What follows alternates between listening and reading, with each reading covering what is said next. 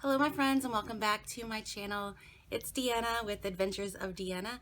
Today I'm doing another chapter review of Chasing Cupcakes by Elizabeth Benton. Today's chapter is titled Start With Your Thoughts. I will not even do this chapter justice. I absolutely love this chapter, so I encourage you, if any of this sounds very interesting to you, again I encourage you to check out the book Chasing Cupcakes by Elizabeth Benton. I'm in no way sponsored for this. I just am really enjoying this book and I enjoy sharing what I am reading with you. Okay, let's get into the book. So start with your thoughts. The chapter starts with a discussion about another book, The 4 Disciplines of Execution by Sean Covey and Chris McEnvoy. In that book, it was talking about lag measures and lead measures. Lag measures are the endpoint that you're working towards, and lead measures are all the things that you're doing to get to that endpoint. And in the book, she says that the ultimate lead measure are your thoughts. Every choice that we make is made based on a series of thoughts that precede that. So oftentimes we find ourselves, we are just willpowering our way. You can do it, you can do it, you can do it. Or we're just white knuckling where we're just, full of stress in whatever we're doing, but we're just trying to power through. And again, telling ourselves, we can do this, you don't need that, blah, blah, blah. We're working kind of hard. We're working a little bit against ourselves whenever we're struggling, whenever we're white knuckling, whenever we're willpowering our way through things. And that's because of the thoughts and the way that we're thinking about certain things. The thoughts that we're having throughout the day, they drive the choices that we make. And those choices form habits, and those habits then form beliefs. And it's kind of like a circle. Our thoughts drive our choices become habits, our habits are our results, and then our results create more thoughts, and then it goes around and around and around in a circle. She is simply saying that if we change our thoughts, then we can open ourselves up to so much more. Maybe you've had a thought like, I'll do better tomorrow. But if you change that thought into something like, I'm going to win this day, it changes the whole operating system of your mind for that day. How many times have you said that to yourselves? And how many different results did you have from that?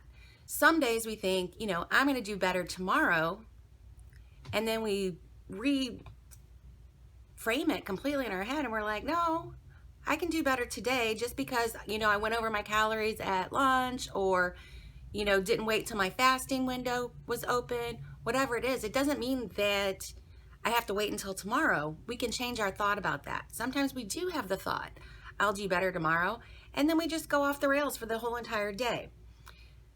But if we're aware of those thoughts, if we are listening to our head and we're trying to reprogram them, it's a little bit hard, but there is some ways that we can do that.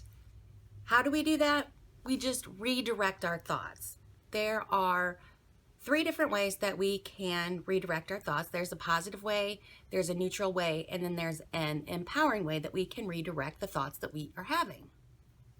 A neutral thought turns the attention away from whatever it is that we're thinking on to something completely unrelated. An empowering thought shifts the focus from something that we can't do to something that is within our control. A positive redirect turns your attention to something, a positive belief that you have about yourself. Have you ever had the thought, I have no self-control? So we can redirect this thought. Instead of thinking I have no self-control, we can do a neutral redirect, and we can just say, hey, what's on Netflix? And totally forget about the thought that you had that you have no self-control.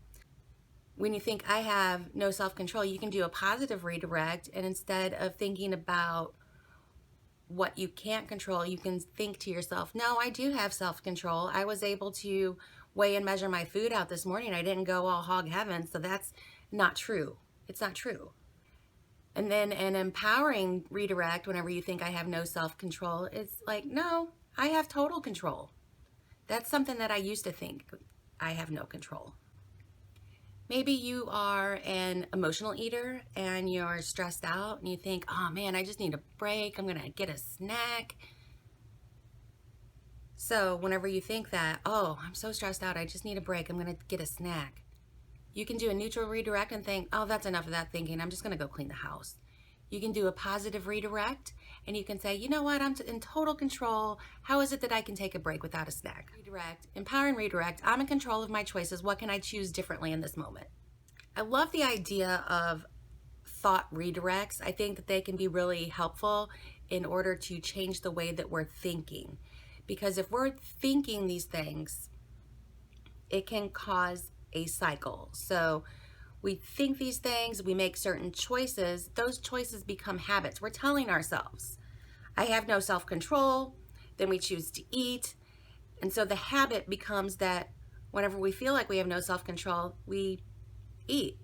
And that reinforces that belief that we have no self-control. And then we have more thoughts about that. And like I said before, it just goes around and around in a circle. Listening to our thoughts and trying to redirect those thoughts, whether it be in a neutral, empowering, or positive way, that's going to help us in the long run whenever things are coming up. Another thing that she talked about in the book was all or nothing thinking. And this was a huge one for me. Oftentimes we might find ourselves a victim to this all or nothing thinking whenever we are dieting. It's funny how it really applies to dieting, but in so many areas of our lives, we don't do this all or nothing thinking. A lot of times with our diet, whenever we, mess up on Friday, we think, oh, the whole weekend's messed up. I might as well, just continue on. But we don't do that in a lot of the other things that we do in life. So say, all or nothing thinking, do you do that with your bills? So when your bills come in and maybe, you're a little short on cash, do you just say, I can't pay one bill, so I'm just not gonna pay any of them? How about cleaning your house? Do you think, oh, there's not enough time to clean this whole house in one day, so I'm just not gonna clean any of it?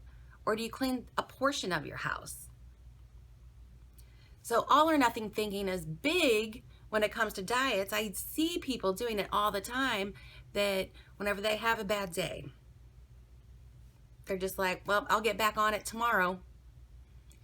Instead of saying, well, what can I do differently in this moment? How can I choose differently? Yes, I might have went over yesterday my calories. I might have, not done great at my intermittent fasting. I might not have eaten as intuitively as I wanted to, but what can I do differently today to make that change versus doing this all or nothing thinking? So that's a thought. I went off my diet, I might as well start tomorrow. And then the choice is you start tomorrow, and you can form a habit of that.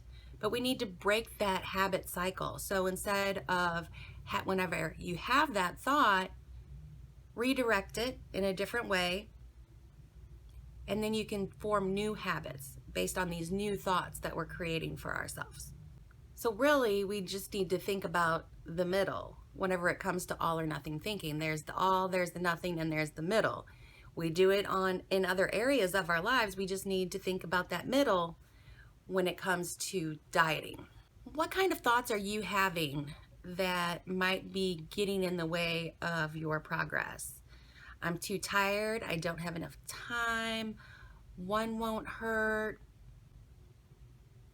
I want to relax. What are some of the thoughts that you're having that could possibly be redirected to help you get the changes that you desire? So if we change our thoughts, if we're able to redirect those thoughts in a more positive way, it's going to help us to reach our goals. That's pretty much the chapter summary. I did have a video before on thoughts and how they affect our choices, and you might want to check that out. I'll put it up in the cards. It's like week 24, and it's all about my choices around a hamburger and how all these thoughts that I had, and they come so quick. These thoughts, they just go boom, boom, boom, right on by. All these thoughts that we're having, they affect our choices. So there's another video about it. If you want to check out week 24, that's really good. It talks about it in a slightly different way, but I find that it's very, very interesting. The next chapter of the book, I'm really excited to get into it. It's about external goals and internal targets. So I'm interested to see what that is all about. Again, I don't post these videos with any regularity. You're going to have to subscribe and turn that notification bell on so you know exactly whenever I do post, because I'm just too busy. It's hard to do all these videos all the time. Anyway, if you made it this far, thank you very, very, very, very, very much for watching. I hope you enjoyed it. As always, it's gonna be an adventure. Bye.